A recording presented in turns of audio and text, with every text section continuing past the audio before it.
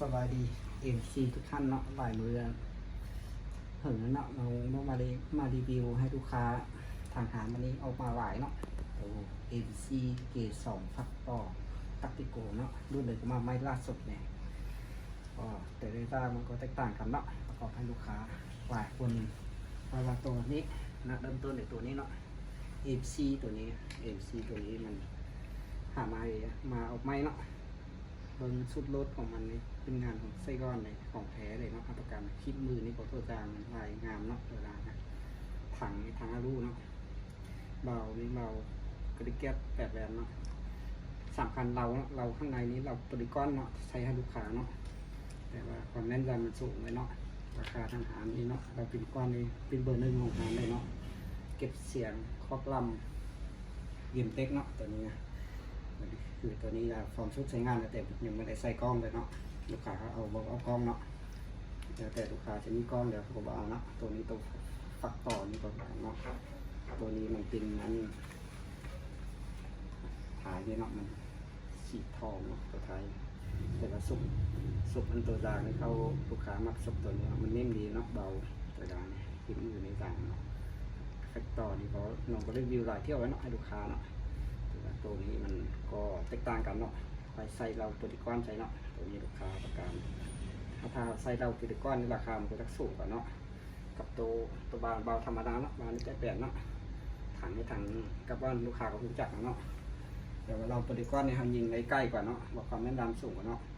90 เมตร600 เมตรเนาะบางเครื่อง150 เมตรเนาะแม่นยำมันสูงเนาะลูกค้าคุยสายเดี๋ยวหลายลูกค้าโทรมาบอกน้องเนาะว่าเรียบเลยคือมาใน150 เมตรเลยนะตัวที่3นี่ก็พักต่อคือกันเนาะเบิ้งลูกค้าเบิ้งไฟนอกคือกันเนาะเบิ้งนะแต่มันหับประกอบนี่มันใช้แต่ละจ้างเขามันแตกต่างกันเนาะเบิ้งสรูทคือกันแต่ว่าตัวบาวนี่สำคัญตัวบาวนี่เสื้อ6 แวนเนาะตัวนี้ตัวบล็อกทูเนาะถังคาร์บอนคือกันแต่ว่าลูกค้าเบิ้งไฟนอกคือกันแต่ว่าแตกต่างเด่นไฟในเนาะตัวนี้ราคามันก็สูงกว่าตัวนี้เนาะมันนะเบิ้งนะตัวบาวนี่กับตัวบาวนี่มันของแท้เนาะเรามีกับเราปฏิกรเนาะคือการเนาะเก็บเต็กเก็บเสียงเนี่ยความแม่นยำสูงตัวนี้ทุกครั้งนึงถ้าว่าใส่บ่าวตัวนี้เนาะบางคนเขาวันเล็ดตัวนี้เขาบอกว่ามันทางยิงก็กระเทือนเนาะลมมันปกติบอกว่าให้ลมขึ้นลมมันว่าเฟื่อมเนาะเอาอย่างเนาะตัวนี้สำคัญสุดเนาะตัวบ่าวเนาะเราซื้อ6 แวนของแท้ในบกทูนตัวที่3ตัวนี้เนาะเขาเกรด2ตัว4เกรด2ทางหารน้องเนาะมันตั้งกว่าหารอื่นเนาะเดี๋ยวหาไม้ออกมาไม้ตัวนี้ล่าสุดเนาะได้ประมาณ2 อาทิตย์นึงเนาะทางหารเอามาเนาะเดี๋ยวว่ามันงามเนาะยาวเนาะสุดเลยอย่างความแพงก็ตัดกว่าตัวเก่าเนาะดูฟ้าเหมือนสูงกว่าเนาะแต่ลูกค้าเขาต้องการตัว8 แวนใช่เนาะทางอารูเนาะ